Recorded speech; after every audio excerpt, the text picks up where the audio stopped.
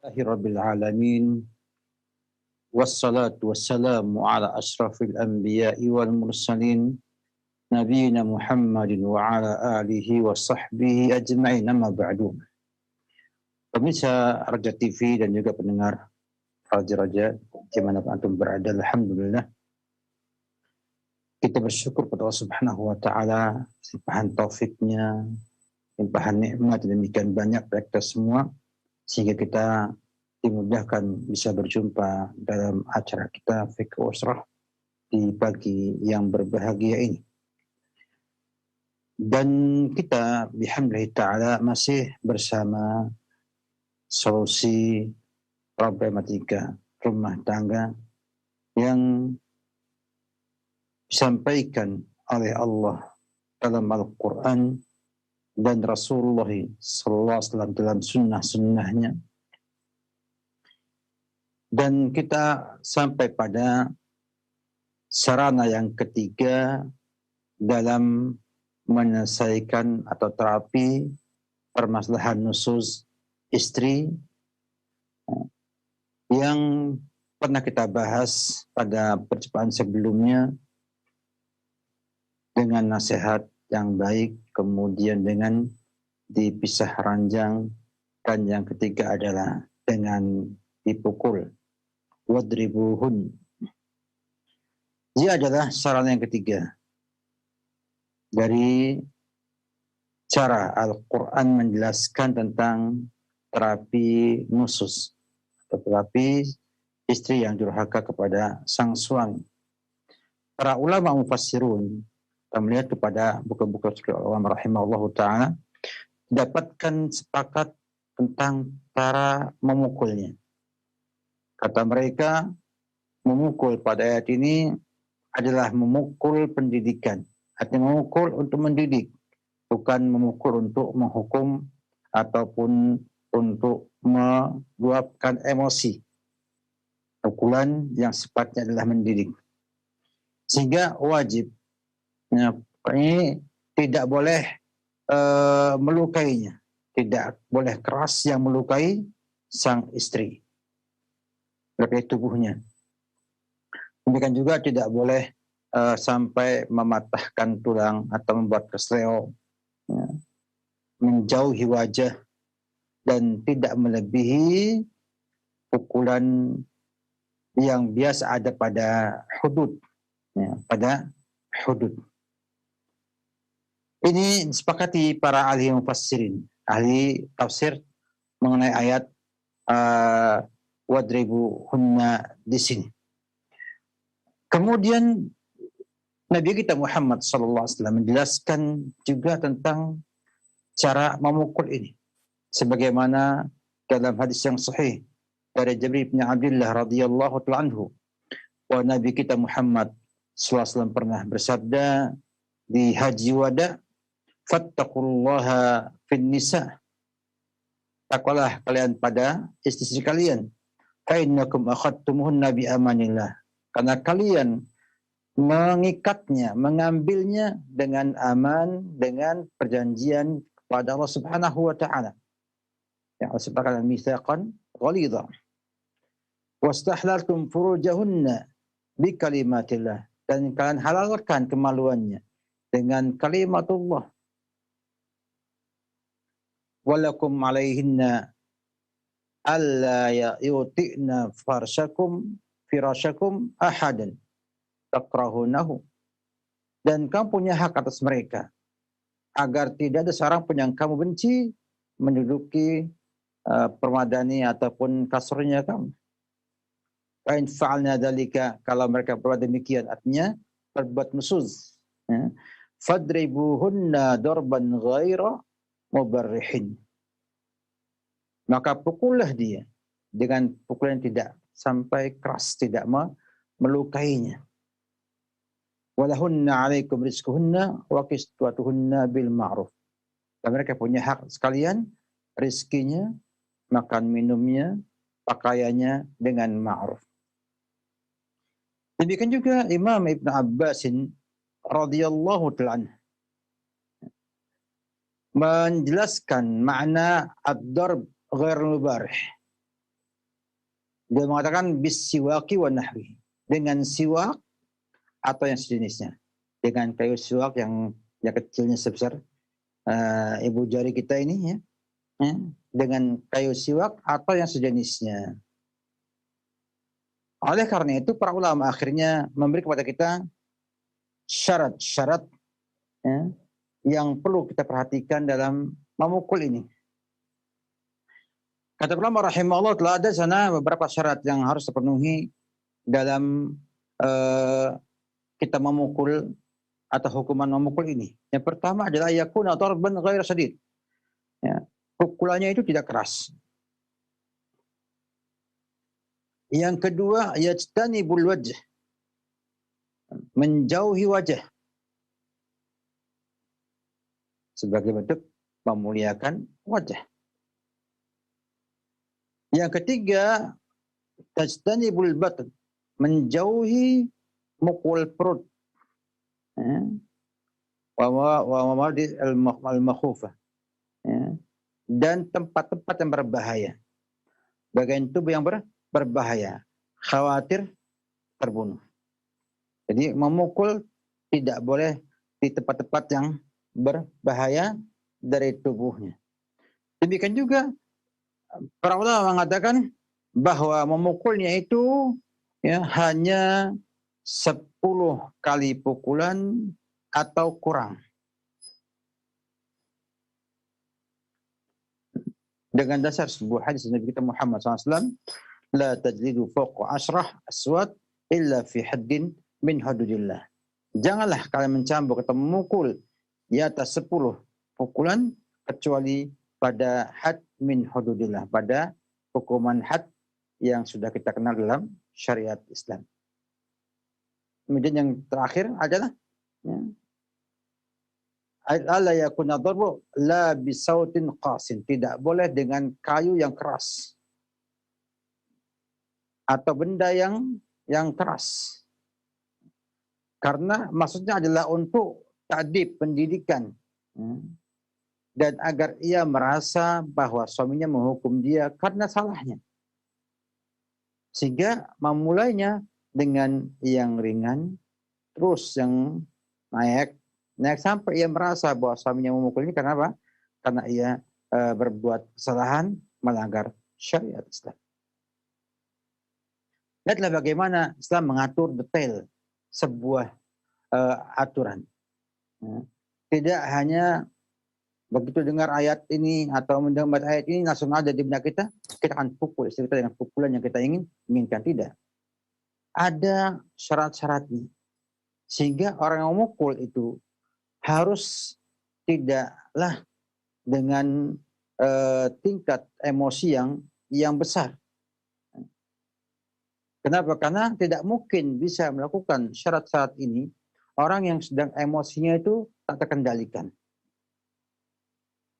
Artinya ia itu ketika memukul bukan karena emosi, tapi karena ingin memahamkan sang istri bahwa perbuatannya itu layak dihukum karena melanggar syariat dan ketentuan Allah Subhanahu wa Ta'ala. Bukan sekedar memukul sembarangan. Ada tata cara memukulnya, ada batasannya, yang semua itu kembali pada bingkai pendidikan agar sang istri terbina dan terdidik dengan pukulan tersebut. Dan mau kemudian kembali kepada syariat Islam dalam menunaikan hak-hak suami yang wajib ia tunaikan. Di sini kita lihat bahwa Allah Subhanahu wa Ta'ala menjadikan memukul ini sebagai sebuah solusi, ya, untuk mengingatkan sang istri yang nusud, yang tidak menunaikan hak-hak suaminya, ya, atau membangkang dari suaminya, untuk kemudian merasa bahwa ia telah salah dan kemudian bisa kembali kepada jalan yang benar. Hukuman ini atau pukulan ini para ulama mengatakan hukumnya hanya boleh, ya, hanya boleh untuk pendidikan, boleh hanya untuk apa? pendidikan dengan syarat-syarat yang tadi telah dilakukan. Dan meninggalkannya lebih utama bila mampu sadar sang istri dari kesalahannya tanpa dipukul. Jadi bukan itu hal yang melihat kepada sebuah asumsi, sebuah keyakinan bahwa tanpa dipukul sadar tidak. Sadar jangan dipukul. Namun bila tanpa dipukul tidak sadar, maka pukullah dia dengan pukulan yang tadi kita sampaikan dengan syarat dan ketentuan yang sudah berlaku dalam syariat kita. Di antara dalil ataupun dasar ya, akan hal ini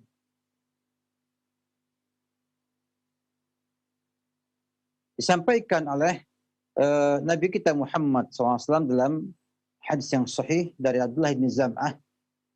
Beliau SAW bersabda, la yadbid ahadukum imra'atahu jaldal abdi thumma yujami'uha fi akhir al-yawm.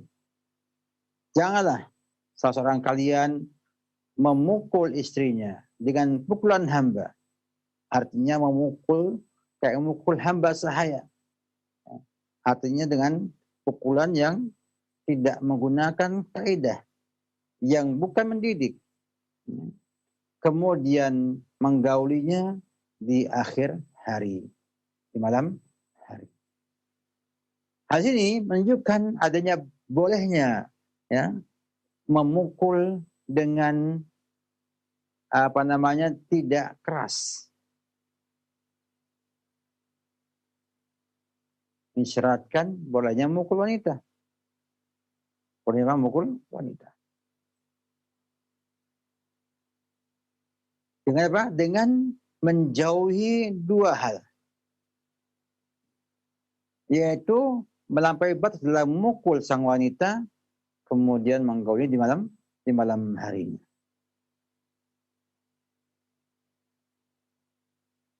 Juga menunjukkan Yohanfullah bahwa hubungan suami istri ya, itu dianggap baik dalam syariat Islam dengan adanya kecenderungan ya, dan keinginan untuk bergaul dari dua belah pihak. Orang yang dipukul keras umumnya itu tidak akan menyukai, tidak akan enak, tidak akan merasa tenang dengan yang memukulnya. Ini menunjukkan bahwa orang yang memukul dengan baik, pembinaan, tidak akan membuat sang istri itu kemudian merasa terhina atau merasa terzalimi dan yang lain sebagainya. Sampai demikian keadaannya, maka hubungan suami istri itu akan mengalami hambatan dan tidak akan memberikan yang terbaik dengan keadaan merasa terzalimi, merasa tersakiti dan lain sebagainya. Ini nampak dalam hadis Nabi yang mulia ini, bahwasanya Islam betul-betul mengerti ya, keadaan umat manusia ini sampai detail, sampai hal-hal yang sifatnya itu mendalam seperti ini. Demikian juga Aisyah radhiyallahu anha pernah mengatakan, ma daraba Rasulullah SAW syai'an qattun biyadihi wala imra'at. Nabi tidak pernah memukul sesuatu sama sekali dengan tangannya. Dan kita juga istrinya. Menunjukkan ya, bahwa tidak memukul lebih utama ketimbang memukul. Namun bukan berarti tidak boleh memukul. Dalam pendidikan. Menunjukkan ya khanfilah bagaimana ya, syariat Islam ini demikian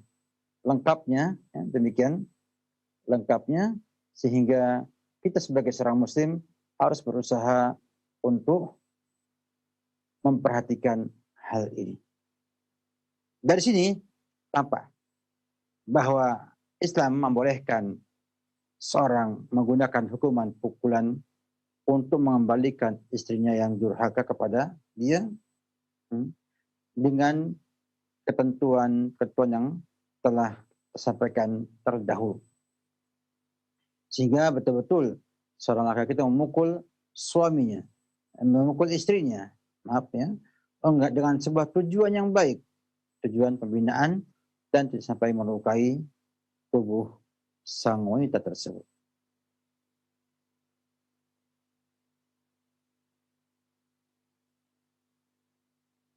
Demikian juga ada perhatian bahwa seorang suami hendaknya tidak langsung menggunakan sarana ini ya, yang bisa menyakiti tubuhnya, menyakiti jiwanya, ya, kecuali apa? Ketika dibutuhkan dan ketika emang itu efektif untuk bisa menyadarkan sang istri.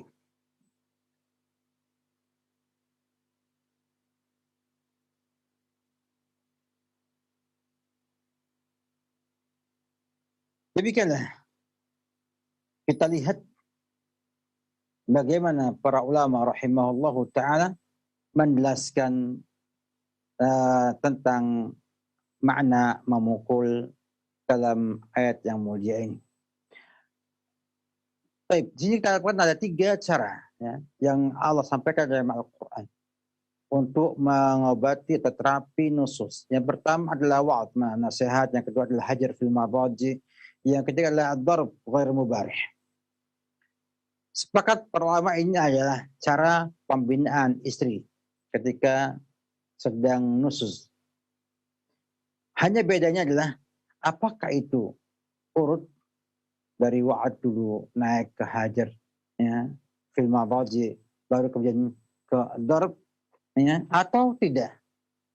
Para ulama rahimahullahu taala berbeda pendapat dalam 2 mazhab yang cukup terkenal.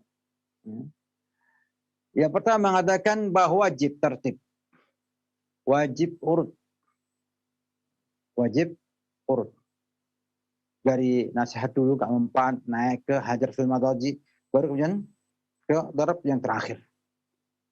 Ini pendapatnya mazhab Hanafiyah, Malikiyah, juga Syafi'iyah dalam satu pendapatnya, juga Al-Hanabilah ya, dan juga Zahiriyah. Kenapa? Karena mengambil ayat yang kita sampaikan terdahulu, wallat takhafuna sudahunna fa'idhuhunna wahjuruhunna fil madaji wadribuhun. Kalau katakan wallati takhafuna nusuzahunna, dan wanita yang kalian takutkan nususnya, fa'idhuhunna, langsung fa'idhuhunna, pertama dengan dinasihati, wahjuruhunna fil madaji wadribuhun. Sini tampak ya, dalam mafhum iqtidha dalam usul fikih ada lisan yang mahdhuf, yang muqaddar, ada yang muqaddar, yaitu wallat takhafuna nushuzahunna fa'iduhunna fa'in nasasna fahjuruhunna fil madaji ila akhirih. Sehingga mereka memahami ini sebagai perintah untuk urut dalam hukuman ini, dalam terapi ini. Yang kedua mengatakan bahwa tidaklah wajib urut.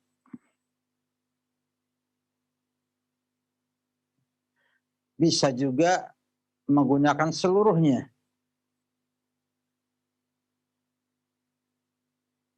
Bisa seluruhnya. Atau memilih satu di antara ketiga hal tersebut.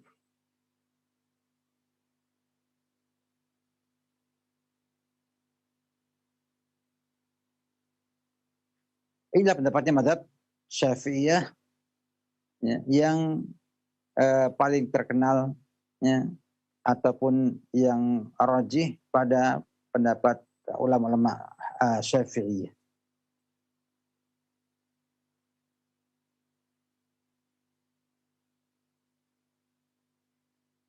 Kata mereka bahwa ayat yang mulia itu semuanya ya, dikesankan adanya gabungan fa'idhuhunna wahjuruhunna fil madaji wadribuhun. Seorang boleh menggunakan tiga-tiganya, misalnya dengan dinasihati, campur tidak digauli, ya, dengan pisah ranjang, dan dipukul sekalian. Nah, Allah misal saya lihat pendapat jumhur ulama, ya, pendapatnya pendapat Malikiyah, Hanabilah, juga Malikiyah, dan qaulun Syafi'iyah ini lebih kuat karena Allah Subhanahu wa taala menggabungkan dengan fa'iduhunna wahjuruhunna fil madaji wadribuhunna dengan ataf wa wasla fa'iduhunna. Sehingga tanpa alami sahab bahwa pendapat jumhur ulama lebih kuat dalam hal ini, sehingga tidaklah kita itu berpindah dari nasihat, kalau berhasil selesai, kalau tidak berhasil pindah ke hajar fil ma'waji atau pisah ranjang, baru bila tidak berhasil maka pindah ke darb, ya, ghair mubarrih, artinya dengan memukul istri tersebut. Dan demikian jelaslah, ya, bahwa Islam membolehkan seorang memukul untuk mendidik, ya, istrinya agar kembali dari nususnya tersebut. Demikianlah, ya, indahnya syariat Islam yang bukan hanya menyampaikan kaidah-kaidah saja, bukan hanya sekedar menyampaikan teori saja, namun juga menggunakan penjelasan tentang tata cara, kemudian juga apa yang harus diperhatikan, sehingga dengan syarat dan ketentuan maka kita mampu untuk mengamalkannya dengan tepat dan baik. Demikianlah, ya, lengkapnya syariat Islam. Tidak hanya matan pukul saja, tapi nyampaikan pukul harus mendidik. Yang kedua harus begini, tidak boleh sampai keras melukainya, kemudian tidak boleh juga memukul wajah, memukul tempat yang berbahaya dalam tubuh wanita tersebut sehingga bisa menimbulkan sakit ataupun penyakit ataupun kematian. Ya. Dan juga berusaha untuk menjadikannya sebagai hukuman pendidikan yang nanti membuat sang wanita sadar atas kesalahan dan ketergelincirannya. Dengan demikian, jelaslah keindahan ini. Semoga kita semua dimudahkan Allah Subhanahu wa taala untuk mencintai Islam ini dan untuk kemudian berusaha mengamalkannya dengan ketentuan-ketentuan yang sudah ditetapkan oleh syariat ini. Memukul yang tidak dengan ketentuan yang benar berakibat buruk. Berakibat buruk. Baik itu untuk pendidikan anak-anak kita ataupun untuk pendidikan istri kita. Sehingga bila ada teori di sana yang melarang kita memberikan hukuman pukulan, mungkin itu pukulan yang tidak dengan ketentuan atau pukulan yang bersifat emosional. Sebagaimana dapatkan juga banyak peraturan di dunia ini yang melarang wanita dikhitan, mungkin sebabnya adalah karena kesalahan banyak bangsa atau banyak orang yang mengkhitan anak perempuannya dengan khitan yang salah, sehingga membuat para wanita itu mengalami madarat dalam kehidupannya. Maka bila Islam itu diamalkan dengan benar, dengan ketentuan yang benar, dengan cara yang benar, insya Allah akan menjadi rahmat dan menjadi manfaat bagi kita semua. Tinggal kita sanggup tidak untuk belajar lebih baik lagi dan kemudian mencoba untuk mengamalkan Islam sesuai dengan ketentuan yang sudah ditetapkan dalam syariat Islam ini. Semoga yang sedikit bermanfaat. Wabillahi taufik. Salam Muhammad wa ala alihi wa sahbihi wasallam. Taib Ustaz, barakallahu fikum wa jazakallahu khairan. Terima kasih atas keluangan waktu yang telah diberikan guna menyampaikan pelajaran serta bimbingan yang bermanfaat untuk kita semuanya. Semoga Allah senantiasa melimpahkan keberkahan, taufik untuk kita semuanya, dimudahkan memahami setiap pelajaran, serta untuk mengamalkannya dalam membina rumah tangga kita, mendidik istri kita, dan anak-anak. Ikhwatul Islam, kini saatnya bagi Anda yang ingin memperdalam untuk pembahasan kali ini, kami berikan kesempatan bertanya secara langsung melalui telepon. Kami sangat berharap untuk pertanyaan Anda berkesesuaian dengan pembahasan yang telah Ustadz sampaikan. Telepon yang pertama silakan. Halo. Halo, Assalamualaikum warahmatullahi wabarakatuh. Waalaikumsalam warahmatullahi wabarakatuh. Ibu dengan siapa ini, di mana? Dengan Ibu Samina di Cibinong. Silakan Ibu Sania. Fikar. Iya, Barakallah. Musyawarah artinya hubungan kekeluargaan yang berasal dari perkawinan, seperti menantu, ipar, mertua dan sebagainya. Apa sampai di situ aja, Tat? Dan apa arti dari suami berkata, punggungmu seperti ibuku. Mohon saya tetap jaga kaumullah khairan. Assalamualaikum warahmatullahi wabarakatuh. Waalaikumsalam warahmatullahi wabarakatuh. Silakan Ustaz. Hubungan itu kan sudah jelas ya. Ada masing-masing. Sedangkan tadi sampaikan tentang mudarah, saya juga paham apa maksudnya mudarah di sana. Yang jelas bahwa hubungan antara wanita dengan iparnya, wanita dengan mertuanya, itu tidak sama. Mertuanya mahram bagi dia, iparnya bukan mahram bagi dia. Sehingga sesuatu yang dia mahram, maka ada kebebasan di sana. Ya. Dan bila dia bukan mahram, maka ada batasan yang harus diperhatikan di sana. Tanpa kemudian menghilangkan adanya unsur akhlak mulia, sopan santun, dan juga tata ataupun perhatian kepada adat istiadat yang berlaku di antara keluarga tersebut.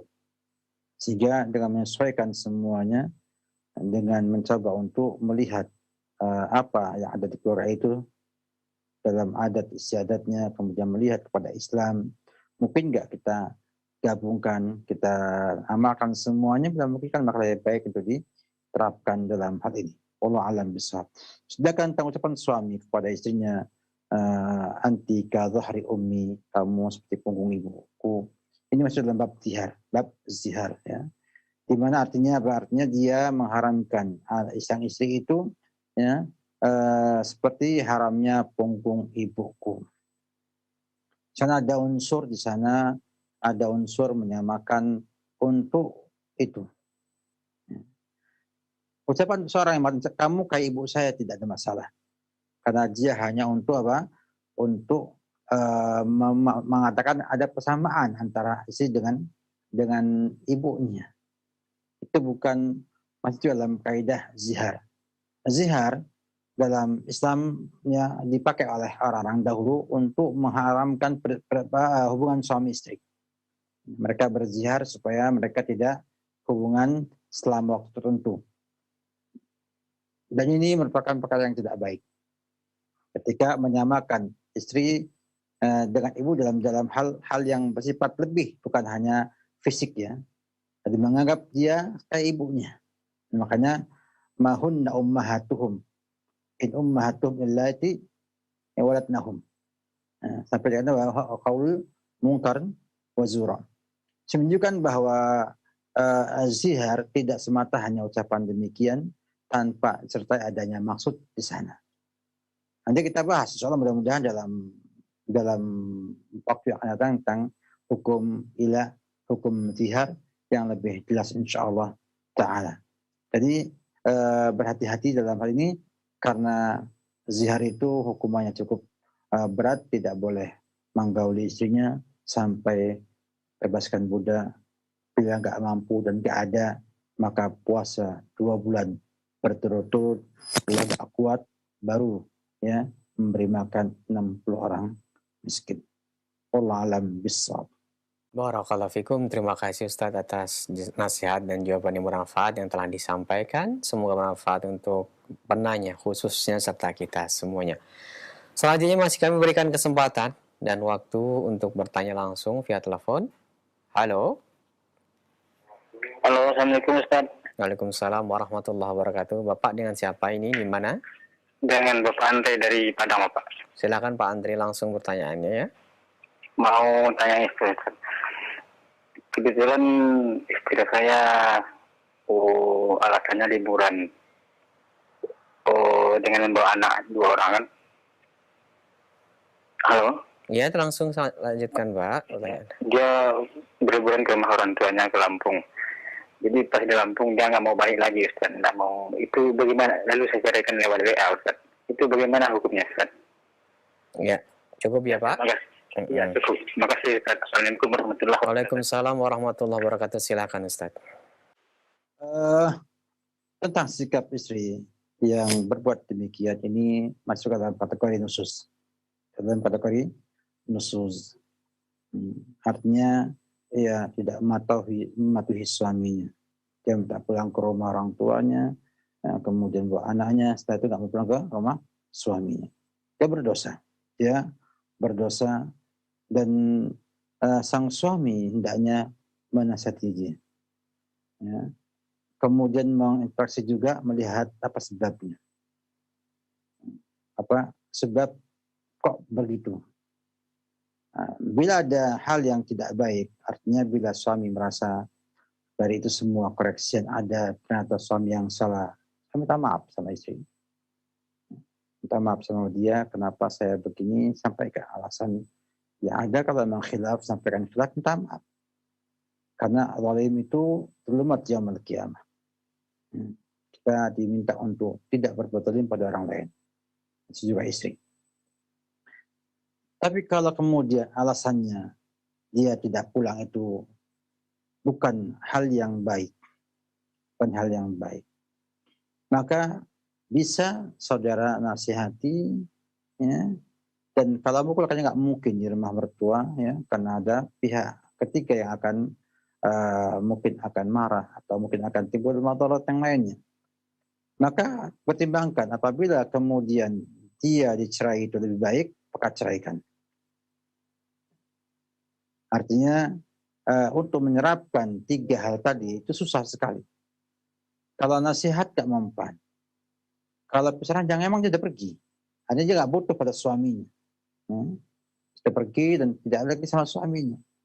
Yang ketiga, dipukul tidak mungkin karena mukul dia di depan keluarganya adalah perkara besar. Ya.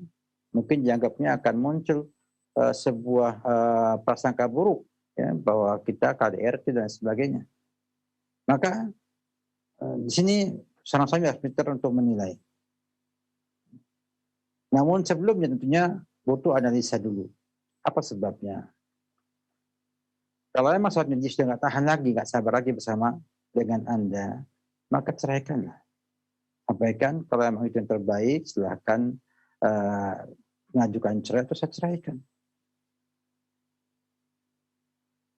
Nah, nanti urus pengasuhan Anda bagaimana, usianya berapa, akan berpengaruh pada hadanah di sini. Ya, jadi ini hal yang penting kita sampaikan karena hal ini yang seperti ini mungkin saja, ya, saya tidak suzon dengan Bapak, ya, muncul dari sikap ataupun suasana rumah tangga yang tidak baik. Maka sebagai seorang laki-laki, ya, yang punya sifat gentleman, punya sifat kejantanan, hendaknya melihat, ya, apa sebabnya.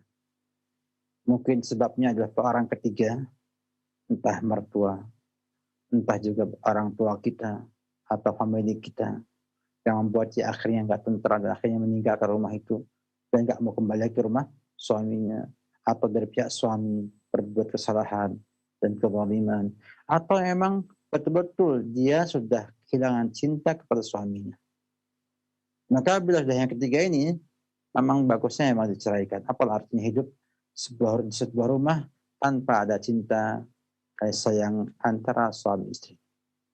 Biarlah dia hidup bahagia dengan laki-laki lain yang akan menikahinya, dan Anda mencari istri yang lain yang bisa bahagia dengan istri yang baru nanti. Sehingga akan muncul di sana sebuah kedamaian untuk kedua belah pihak. Nah, ini tergantung kepada kondisi yang ada. Dan kita tidak bisa menyalahkan perempuan 100% dan juga tidak bisa menyalahkan apa 100%.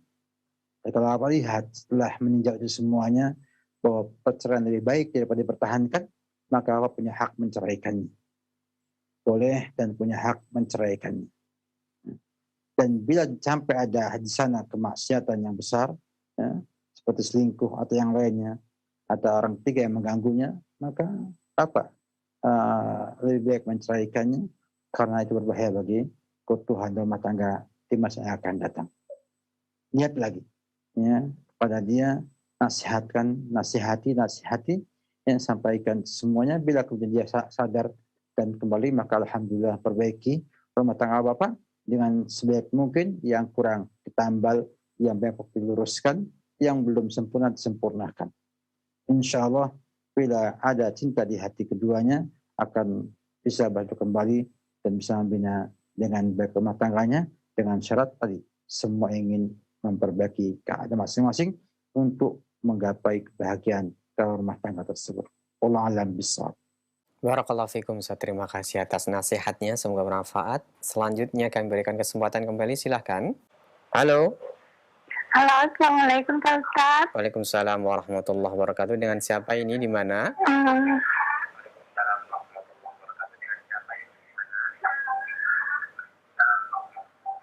Halo Ibu, dengan Ibu siapa, di mana ini? Ini Ibu Maira dari Bontang. Silakan Ibu, langsung pertanyaannya disampaikan kepada Ustadz. Yang saya mau tanyakan Pak Ustadz, ini suami saya sudah 3 tahun dia pergi. Kalau saya menelpon tidak pernah diangkat, tidak pernah di SMS. Kalau saya SMS, saya tidak pernah dijawab SMS-nya. Terus pernah saya minta cerai, dia tidak mau ceraikan saya, tapi tidak dinafkahi saya Pak Ustadz. Yeah. Sedangkan saya punya anak kuliah, dan juga dia mau biaya ibu putrinya. Jadi bagaimana solusinya itu Pak Ustadz? Baik Ibu, terima kasih. Pak Ustadz. Ya. Assalamualaikum warahmatullahi wabarakatuh. Waalaikumsalam warahmatullahi wabarakatuh. Silakan Ustadz. Memang benar bahwa setiap kita semua Allah uji dengan ujian masing-masing sesuai dengan ketentuan dan kebijakan Allah Subhanahu wa Ta'ala. Perlu kita ketahui bersama bahwa apa yang Ibu sampaikan adalah sebuah problem yang juga menimpa banyak kaum muslimah di Indonesia ini. Mungkin karena ketidaktahuan suami tentang agama Islam, karena nggak mau belajar, sehingga ketika ia merasa nggak suka lagi, dia tinggalkan sang istri, kemudian dia pun nggak bisa, kemudian nafkah pun jadi diberikan, maka secara hukum Islam dan juga hukum positif di negara kita ini, ibu bisa mengajukan perceraian, baik langsung kepada sang suami atau kepada pengadilan agama. Dan tadi disampaikan sama ibu bahwa ibu telah mencoba minta cerai kepada suami tidak menceraikan. Maka ibu bisa mengajukan khulu atau gugat cerai kepada pengadilan dengan alasan tidak dinafkahi 3 tahun lamanya, tanpa berita, di telepon nggak diangkat, di SMS tidak dijawab, di WA nggak digubris, maka itu bisa menjadi satu di antara sebab kemudahan untuk bercerai di pengadilan agama. Oleh karena itu, para ulama rahimahullah ta'ala menyampaikan bahwa khulu atau cerai adalah satu solusi bagi sang wanita untuk berpisah dengan suaminya. Untuk pisah dari suaminya. Ya. Kenapa? Karena pada asalnya hak cerai di suami. Sehingga suami bisa saja berbuat zalim dengan cara seperti ini. Tidak mau menceraikan, tidak juga memberikan hak-hak istrinya dengan benar. Sehingga sang wanita ketika demikian keadaannya, maka bisa diberikan hak oleh Islam sebagai solusi untuk cerai. Agar supaya sang wanita tidaklah mendapatkan madarat dari sikap suami yang sudah melampaui batas tersebut. Ajukan ke pengadilan agama, akan ada nanti surat dari agama bahwa ibu sudah diputuskan cerai dengan suami ibu, kan ibu bisa menikah dengan laki-laki lain setelah masa iddah selesai. Ya, silakan ibu lakukan ini, insya Allah di pengadilan agama semua lengkap, tinggal ibu mendatanginya, buat laporan resmi, ya, kemudian minta adanya gugat cerai. Maka akan muncul di sana ada beberapa proses, ya, mungkin diundang sang suami untuk dimediasi, ya.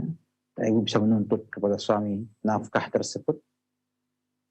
Kalau suami mau memberi nafkah dan ibu menerima, bisa digagalkan gugat cerai tersebut.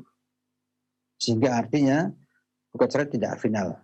Kalau istri mencabut, bisa tidak jadi gugat cerai tersebut. Sehingga dan demikian akan ada pendidikan bagi suami. Ada kemudahan buat ibu dan juga anak-anak pun akan merasa enak, ya, dengan sebab bahwa mereka sudah mengetahui status ibu dan juga bapaknya, ya, dan bisa, ya, kemudian menilai mana yang terbaik untuk mereka, ya, dalam hal ini. Oleh karena itu, lakukan ini semua, insya Allah solusi ini terbaik bagi ibu untuk itu. Agar ada kejelasan, kalau memang dicerai, jadi janda, ya, artinya single parent, tidak masalah. Allah kasih rezeki kepada hamba-hambanya, ya. Tidak ada hambanya yang tidak sempurna rezekinya. Demikian juga dengan itu mudah-mudahan ada solusi yang terbaik bagi ibu setelah berpisah dengan sang suami yang 3 tahun tidak beri nafkah dan ditelepon tidak bisa dihubungi dan putus hubungan sama sekali seperti itu. Wallahu a'lam bishawab. Baik Ustadz, barakallahu fikum wa jazakallahu khairan. Terima kasih atas kesediaannya untuk menjawab beberapa pertanyaan yang telah masuk via telepon. Kami berikan kesempatan untuk Anda yang ingin memberikan pertanyaan melalui pesan singkat. Kami bacakan pertanyaan dari Ummu Khadijah di Bogor yang bertanya, Assalamualaikum Ustadz, mau bertanya, ada seorang suami yang menikah lagi sudah 3 bulan ini, dan semenjak nikah tidak bekerja, tidak ada nafkah, dan banyak tinggal bersama istri barunya. Ana minta talak, tapi suami tidak mau mentalak. Tapi suami malah menyuruh istrinya untuk mengajukan khuluk, dan akhirnya istri mengajukan khuluknya. Dengan alasan KDRT, kemudian tanpa nafkah 3 bulan dan zalim menikah lagi dengan keadaan tidak mampu finansial. Kemudian jawaban dari suami, ya maafkan, gitu saja Ustadz. Pertanyaannya, jawaban seperti itu bagaimana status istrinya Ustadz? Apakah sudah sah cerai atau bagaimana? Karena suami istri itu cuma menikah wali saja tanpa buku nikah. Silakan.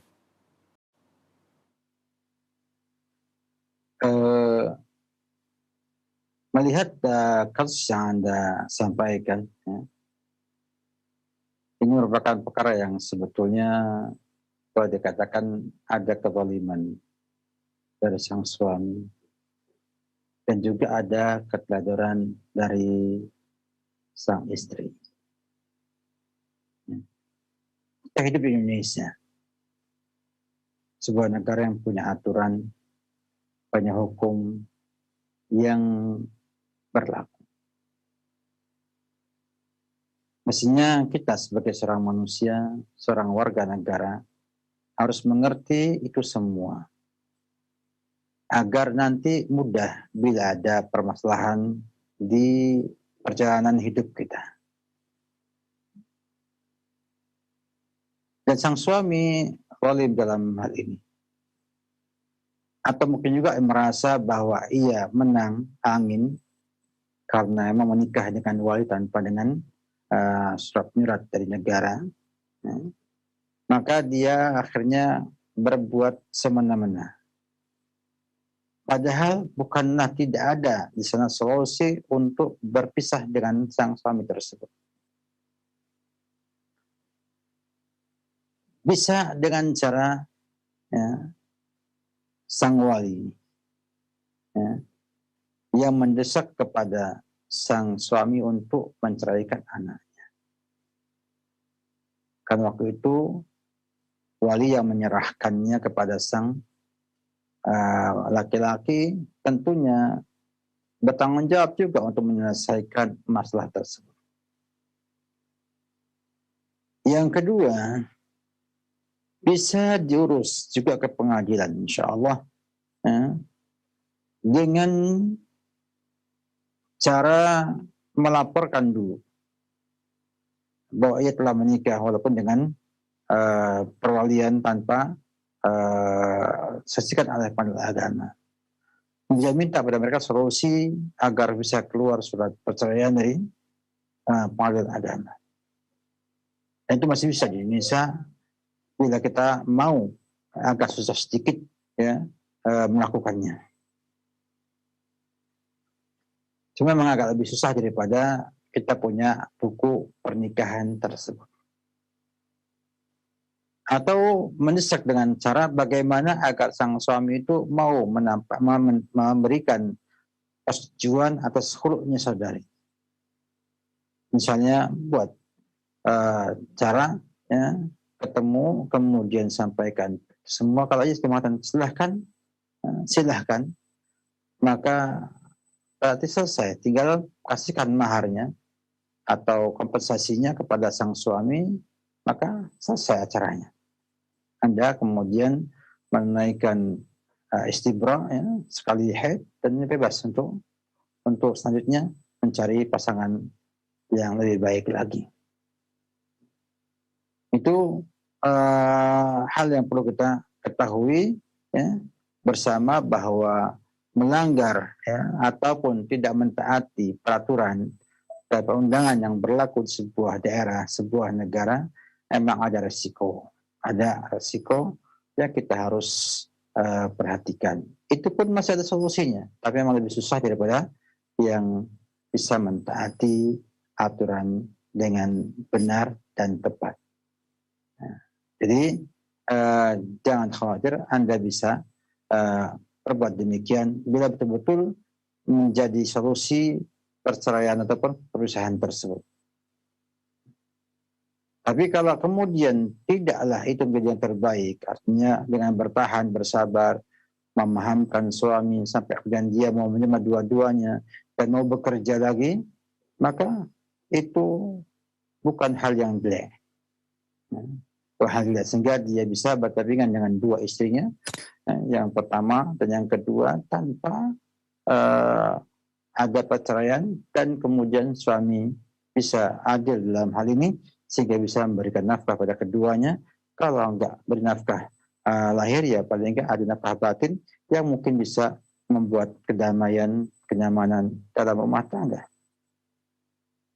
Oleh karena itu, ibu pilih mana yang terbaik ya, karena saya nggak paham kondisi yang ada pada ibu ya, silahkan dilihat kembali apa yang terbaik, kemudian ibu ambil semuanya dengan menanggung supaya akan muncul di sana ya, karena namanya pisah punya risiko. Oleh karena itu, saja pada para kaum muslimat seluruhnya, jangan sampai karena keinginan, kekhawatiran dan lain sebagainya kita melupakan aturan negara dalam pernikahan. Betul, menikah dengan wali dan saksi ada, terpenuhi syarat pernikahan. Tidak perlu ataupun tidak harus ada di sana KUA ataupun pihak negara yang menyaksikan atau mencatat pernikahan tersebut. Kenapa? Karena walaupun demikian sah, namun maslahat yang ada demikian. Maslahat yang ada adalah kita punya tanda pernikahan tersebut. Maka bila kemudian suatu kondisi di mana tidak memungkinkan untuk langsung bersama pemerintah, maka buat surat tertulis bermaterai atau tersegel ya, yang ditulis di sana bahwa pada hari ini ada pernikahan antara fulan dengan fulan pada jam sekian dengan saksi fulan dan walinya si fulan ya, dengan mahar jelas semuanya ditandatangani sebagai dokumen ya, bahwa emang pernah terjadi pernikahan tersebut. Kemudian ini bisa kemudian menjadi sebuah dokumen yang mungkin berguna ketika ada permasalahan di rumah tangga. Bisa diajukan ke catatan sipil atau ke pengadilan untuk kemudian disahkan menjadi surat pernikahan atau surat tanda nikah. Dan nanti bermanfaat bagi keduanya dalam hal-hal bila ada seperti yang disampaikan dalam pertanyaan ini. Jadi tetap walaupun tidak dengan KUA, biasanya pernikahan yang kedua, ketiga agak susah untuk ngurus di pengadilan agama untuk izin pernikahan. Namun kenapa tidak menggunakan tulisan yang berharga yang bisa menjadi bukti dokumen pada menikah dengan sah dengan orang tersebut. Ini bermanfaat. Insya Allah bila ada hal-hal yang tidak diinginkan di kemudian hari sebagai bukti sahnya pernikahan secara agama, tinggal diurus ke negaranya bersama ketentuan yang sudah berlaku, dan insya Allah itu bisa bermanfaat seperti pengalaman yang pernah kita lalui. Ya, kita lihat, kita anjurkan kepada sebagian ikhwah untuk menikah dengan cara seperti itu ketika ya, ada kesan hambatan tidak bisa melengkapi persyaratannya karena permasalahan administrasi. Oleh karena itu, harapan saya pada kaum muslimin dan muslimat, berhati-hatilah ya dalam pernikahan ini. Jangan beranggapan bahwa menikah itu akan terus sampai mati dan meninggal dunia. Namun ingat bahwa di sana banyak problem yang muncul di tengah jalan yang harus segera diselesaikan dan siapkan cara-cara agar jangan sampai kena masalah kita bingung menyelesaikannya hanya karena ketidakadaan legalitas dari pihak yang berkuasa. Oleh karena itu, ini sebagai nasihat pada kaum muslim semuanya agar jangan sampai kita membuat susah anak putri kita ataupun juga membuat peluang kepada sang laki-laki untuk menzalimi putri kita ataupun saudari kita dengan sebab tidak adanya surat menyurat tersebut. Wallahu a'lam bishawab. Barakallahu fikum wa jazakallahu khairan. Terima kasih Ustaz atas nasihat dan jawabannya. Semoga bermanfaat untuk yang bertanya khususnya dan kita semuanya. Kembali kami akan bacakan dari pesan singkat dari Abu Yasir di Bogor yang bertanya, Assalamualaikum Ustaz, mau bertanya soal talak 3. Apakah setelah jatuh talak 3, berapa lama kita masih mahram dengan istri kita? Setelah idahnya selesai atau jatuh pada saat kita ucapkan talak 3 itu? Syukron, jazakallahu khairan Ustaz. Silakan.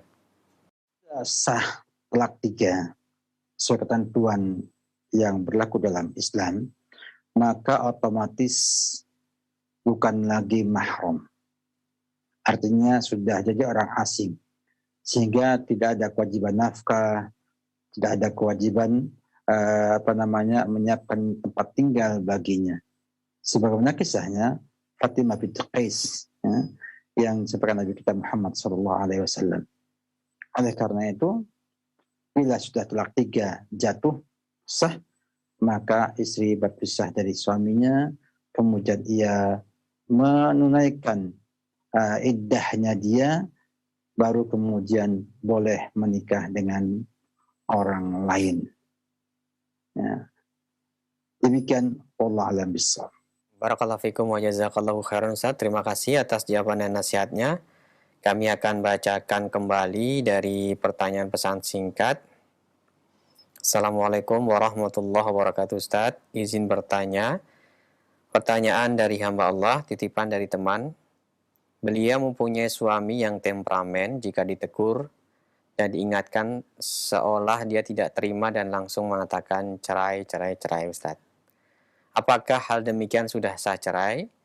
Nah, sempat bertanya dengan Ustadz setempat, katanya sudah sah cerai. Sedangkan sang suami itu mohon untuk minta maaf dan ingin rujuk kembali selang 1 minggu. Teman saya karena nggak tega dan masih mencintai suaminya, maka dia ijab qabul kembali. Apakah hal ini sudah benar? Kemudian pertanyaan selanjutnya, setelah ijab kabul yang kedua, selang 2 atau 3 bulan setelahnya suaminya itu mengatakan cerai kembali sampai membawa orang tuanya untuk mengembalikan teman saya ini pada orang tuanya. Apa yang mesti teman saya lakukan sekarang ya Ustadz? Di sisi lain, keluarga sudah sangat kecewa dengan menantunya itu. Sudah diberi kesempatan tapi masih melakukan hal yang sama. Silahkan Ustadz. Kemudian kalau yang Anda sampaikan, Allah alam bisawab, ya, ikuti keluarga besar Anda. Lebih baik berpisah dari sang suami itu, ya, karena memang pertama dia sudah tidak lagi mau tahu syariat Islam. Yang kedua tidak menyadari kalau ia itu punya sifat yang buruk seperti itu. Yang ketiga, tidak akan ada keamanan, akan muncul lagi hal itu setelahnya. Artinya akan muncul lagi yang lain, dan yang lainnya. Maka saya memandang alam bisawab, mengusulkan atau memberikan bahan pertimbangan kepada penanya untuk melihat kembali hal ini dan mengikuti keluarga besar yang sudah memberikan kesempatan, kemudian melihat semuanya yang insya Allah lebih objektif daripada Anda, ya, seorang wanita yang banyak dengan perasaan, atau mungkin karena ada yang disenangi pada sang suami dan masih ada cinta kepadanya, ataupun takut nanti menjanda tidak punya lagi suami lagi dan lain sebagainya, maka hendaknya saudari lebih baik kompromi dengan keluarga besar. Memang baiknya bisa berpisah untuk selamanya. Karena ini berbahaya sekali. Kalau sampai kemudian terjadi pernikahannya baru tanpa sebab, ya, kita lihat, ya, menceraikan, kemudian nikah lagi, ya, kemudian yang lainnya. Ya. Nanti kan juga cerai kembali, dipulangkan ke orang tuanya. Itu udah salah. Karena bercerai itu adalah membiarkan istri di rumahnya. Sampai selesai masa iddah baru dipulangkan ke rumah orang tuanya. Itu yang benar. Sehingga orang seperti ini, wallahualam bisawab, ya, dari yang Anda sampaikan, banyak sekali sifat-sifat buruk yang dia tidak mau perbaiki. Temperamental, emosional yang berlebihan ini buruk. Tidak akan baik bagi dia untuk rumah tangganya, untuk hidupnya, bahkan pergaulannya. Karena sabar jadi kunci kebahagiaan dia nantinya. Dan dia nggak sabar. Berikutnya, sifat ini akhirnya karena nggak disadari dan nggak mau dirubah, akan menimbulkan efek yang sangat banyak sekali. Sampai mungkin juga akan berbahaya bagi anak saudari. Ya.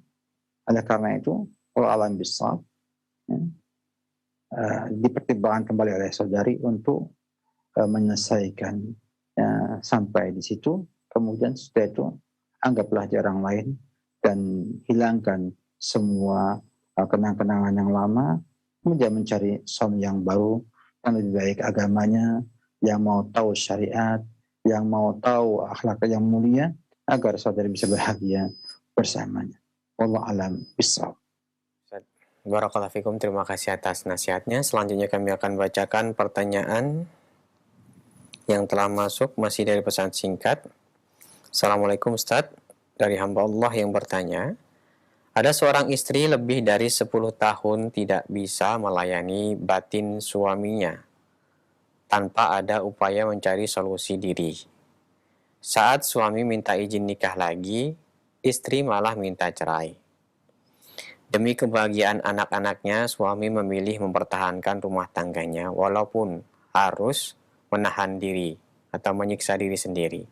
Bagaimana solusi untuk suami Ustadz? Apa hukumnya dalam rumah tangga dalam kondisi yang demikian ini? Barakallahu fikum. Silakan Ustadz. Kalau hukum pernikahan, ya sah-sah saja. Sebab sang suami sudah ngalah dan mau hidup susah. Mau hidup susah dengan istrinya.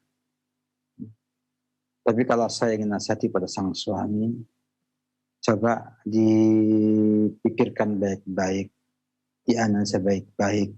Apakah benar Anda mempertahankan rumah tangga Anda itu bermanfaat bagi anak-anak Anda, atau nanti malah membuat anak-anak Anda lebih sulit untuk terbina di atas akhlak yang mulia dan juga agama yang baik.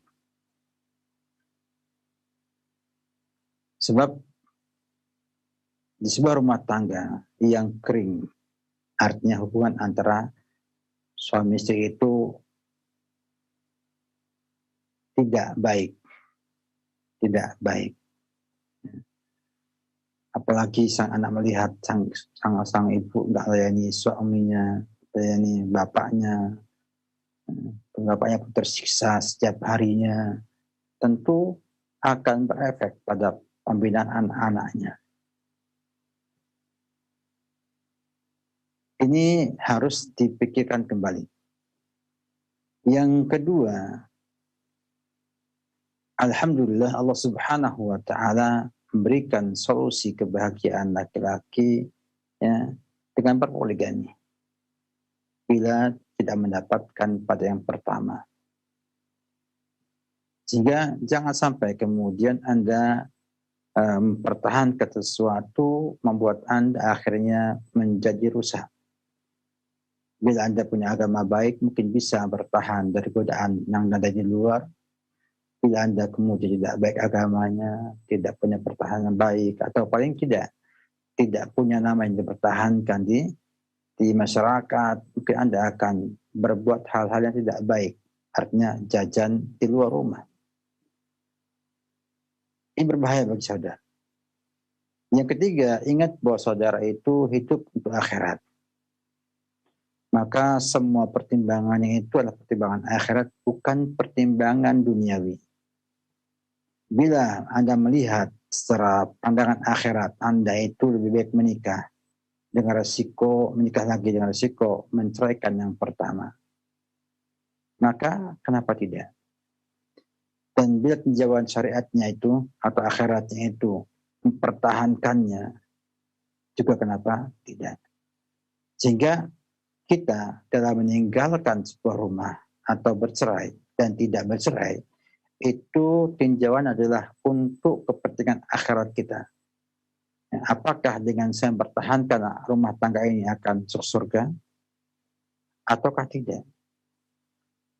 Apakah dengan menceraikan istri pertama yang demikian keadaannya itu akan membuat kita masuk surga atau tidak? Kalau dikatakan gimana kita tahu surga dan neraka? Jadi akibat yang kita perbuat, lihat kepada Anda. Bila Anda dengan mempertahankan rumah tangga, tambah takwa, tambah dekat dengan yang maha kuasa, tambah banyak amal solehnya, tambah semangat belajar ilmu agamanya, berarti emang itu baik bagi Anda, akad Anda.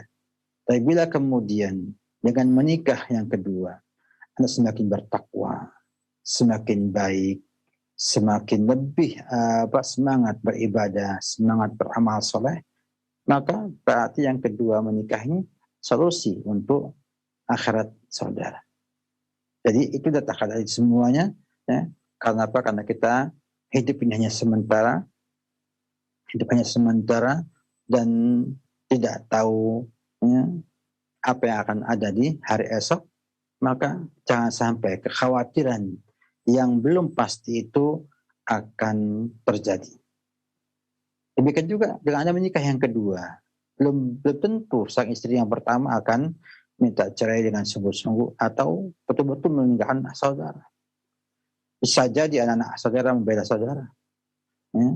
Atau mungkin juga istri akhirnya menyadari kesalahan dia, menyadari kesalahan sang istri sehingga dia mau merujuk dan kemudian menjadi istri yang baik kepada saudara. Maka ini semua dipikirkan baik-baik kondisi yang ada. Jangan sampai dengan sebuah ketakutan, kekhawatiran yang berlebihan, Anda akhirnya mengambil pilihan yang salah dan akhirnya tidak mendapatkan yang terbaik buat dunia dan akhirat saudara. Perhatikan ini semua, mudah-mudahan bermanfaat. Wabillahi taufik. Ustaz, barakallahu fikum wa jazakallahu khairan. Terima kasih atas jawabannya. Selanjutnya kita akan berikan kesempatan kembali. Silahkan. Halo. Assalamualaikum, Waalaikumsalam warahmatullahi wabarakatuh. Salam. Bapak, dengan siapa di mana? dengan hamba Allah di Jakarta. Silahkan Bapak, pertanyaannya langsung saja. Baik. Assalamualaikum warahmatullahi wabarakatuh. Salam warahmatullahi wabarakatuh. Ustaz, istri saya meninggalkan rumah sudah 2 kali. Saya udah rujuk, kemudian sekarang meninggalkan rumah lagi. Jadi yang saya tahu sudah menikah lagi, padahal saya belum jatuh talak. Kemudian seperti apa hukumnya, dan yang ditinggalkan rumah itu seperti apa hukumnya juga, Ustaz? 2 pertanyaan itu saya mohon solusinya, Ustaz. Terima kasih. Assalamualaikum warahmatullahi wabarakatuh. Waalaikumsalam warahmatullahi wabarakatuh. Silahkan. Waalaikumsalam warahmatullahi wabarakatuh. Tidak sah pernikahan wanita yang belum dicerai oleh suaminya. Bahkan sebelum selesai masa iddahnya, belum sah pernikahan sang wanita tersebut. Artinya, hidupnya bersama yang kedua, posisinya adalah bukan pasangan suami istri yang sah secara syariat. Sehingga sang suami yang belum menceraikan ini tentunya ia melihat itu sebagai sebuah kemungkaran pada istrinya. Sebuah kemungkaran pada istrinya. Maka kalau saya punya pendapat ulama besar, perlu adanya klarifikasi dulu kepada yang menikahinya. Tahu tidak dia bahwa istrinya yang dia nikahi itu belum dicerai oleh saudara. Saya khawatir sang istri ini berbohong. Dia mengatakan saya janda, sudah sekian lama tidak punya suami, sehingga akhirnya menikah dengan orang lain tersebut. Dalam rangka untuk nasihat kepada dia agar dia tidak berbuat dosa tanpa ia tahu kalau ia berbuat dosa. Kemudian setelah itu, dalam pandangan saya juga, ini relatif ya, saudara ceraikan istri tersebut. Ceraikan dia, ya, dan selesaikan semuanya dengan baik-baik. Dan insya Allah bila Anda menceraikannya dengan niat melepas tanggung jawab saudara atas kemaksiatan sang istri tersebut, dan juga untuk meninggalkan wanita yang tidak baik karena dia fasiqah, karena dia itu sudah tahu yang belum dicerai menikah lagi, berarti dia fasiqah, dan enggak layak orang yang soleh menikahi, mempertahankan pernikahan dengan orang yang fasikoh seperti ini. Sehingga kalau para ulama rahimahullah ta'ala banyak yang mengatakan memerintahkan orang menceraikan istrinya yang selingkuh atau pernah berzina. Maka ini lebih dahsyat lagi. Dia menikah dengan orang lain sebelum ia resmi dicerai oleh suami yang pertama dan belum selesai masa iddahnya. Sehingga orang seperti ini secara hukum ya tidak layak menjadi istri seorang yang soleh atau yang baik agamanya. Maka ceraikan. Anda biarkan saja. Anda adalah suaminya, maka Anda tanggung jawab dengan keadaan istri Anda. Maka kalau Anda lihat istri Anda seperti itu, berzina, ya, nikahnya nggak sah kan berzina, membiarkan saja, khawatir Anda ikut penanggung dosa karena membiarkan istri Anda berbuat maksiat, dosa besar, dan Anda tidak mengingkarinya.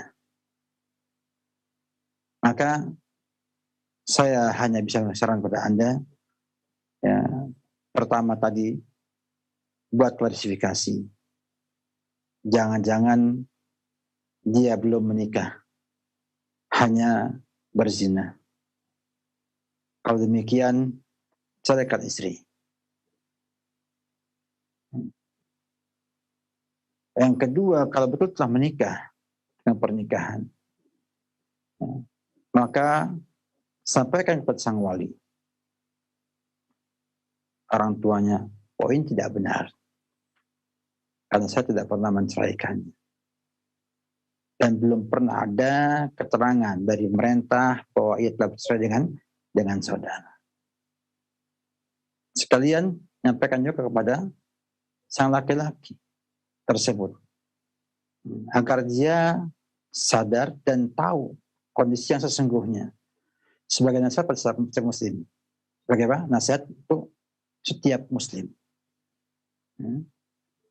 Kemudian setelah itu lepaskan sang wanita, ceraikan sang wanita, ya, dalam semua keadaan tersebut. Artinya Anda telah menunaikan kewajiban Anda, tunaikan kewajiban Anda untuk nasihati sang istri, walinya, dan juga orang yang menikahinya tersebut, sehingga Anda telah selesai tanggung jawabnya hadap Allah Subhanahu wa taala. Kemudian Anda cerai dan bismillah, carilah yang baru, yang lebih solehah, dan insya Allah siapa yang meninggalkan sesuatu karena Allah, maka Allah akan dengan lebih baik lagi. Sebagaimana dari Nabi kita Muhammad sallallahu alaihi wasallam.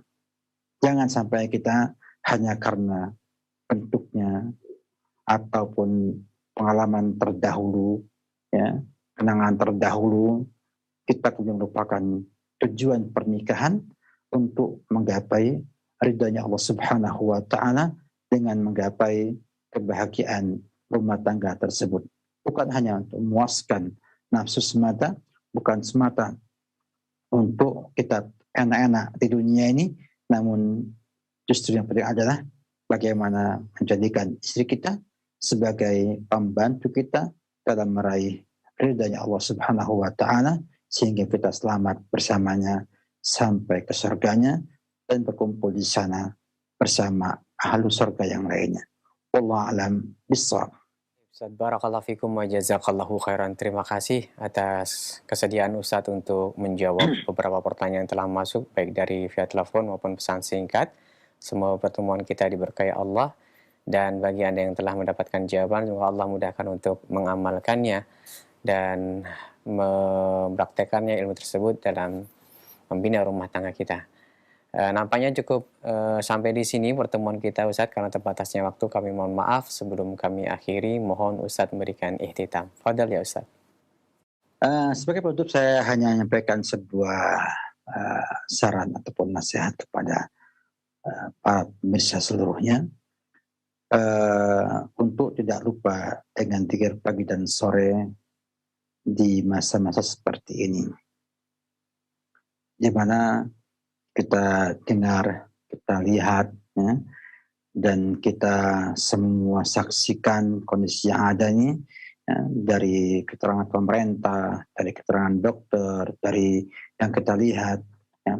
Hendaknya kita semua mawas diri, waspada, kemudian juga jangan lupa dengan zikir kepada Allah Subhanahu wa taala di antara zikir pagi dan sore yang Allah janjikan melalui lisan Nabi kita Muhammad SAW, faedah-faedah untuk menjaga diri dan juga untuk menjaga iman yang kita miliki. Ini sangat penting. Yang kedua, ingatlah bahwa sakit itu Allah yang memberi. Sehingga ketika kita sakit, kita harus lebih dekat kepada Allah Subhanahu wa taala. Tenang, jangan panik, ya, tapi kita sadari itu sebagai bentuk rahmat Allah kepada kita. Kita husnudzon kepada Allah Subhanahu wa taala bahwa Allah menguji kita untuk menyempurnakan iman kita, memberikan pahala kepada kita, ampun kepada kita semuanya. Sehingga semua tenang, berusaha untuk mengobati sedapat mungkin dengan kondisi yang ada dan dengan keterbatasan yang ada, sehingga mudah-mudahan dengan hati yang tenang, yang dekat dengan Allah, Allah Subhanahu wa taala akan menyembuhkan sakit kita. Allah memberikan kepada kita kesembuhan yang segera, kemudian menjadikan sebab juga Allah menghilangkan wabah yang ada saat ini. Tidak ada yang bisa menghilangkannya kecuali Allah Subhanahu wa taala yang Maha Kuasa lagi Maha Penyayang ini. Oleh karena itu, banyak istighfar, banyak taubat, banyak amal soleh. Ya, semoga Allah Subhanahu wa taala melindungi kita semua dan memberikan kesehatan kepada yang sakit dari kita semua, dari kaum muslimin seluruhnya, bangsa Indonesia seluruhnya, dan memberikan kepada pemerintah kita kekuatan untuk bisa membantu masyarakat menanggulangi masalah ini dan bisa memberikan kepada masyarakat ketenangan dan juga kebaikan di dunia ini. Demikian, semoga bermanfaat. Syukur kepada teman-teman di Roja yang telah berusaha maksimal dalam hal ini, dan juga teman-teman di studio Pondok Pesantren Al-Ukhuwah Sukoharjo atas semua upaya dan juga usahanya. Semoga Allah Subhanahu wa taala memberkahi kita semua, dan syukur kepada teman-teman pemirsa, pendengar yang aktif dan yang pasif. Semoga Allah Subhanahu wa taala berikan keselamatan, kesembuhan, kesehatan, dan pahala besar kepada kita semua atas musibah yang menimpa negara ini. Semoga Allah Subhanahu wa taala memberkati kita semua. Wabillahi taufik. Salam Muhammad wa ala alihi wa sahbihi wa sallam. Wa akhiru da'wana alhamdulillahi rabbil alamin.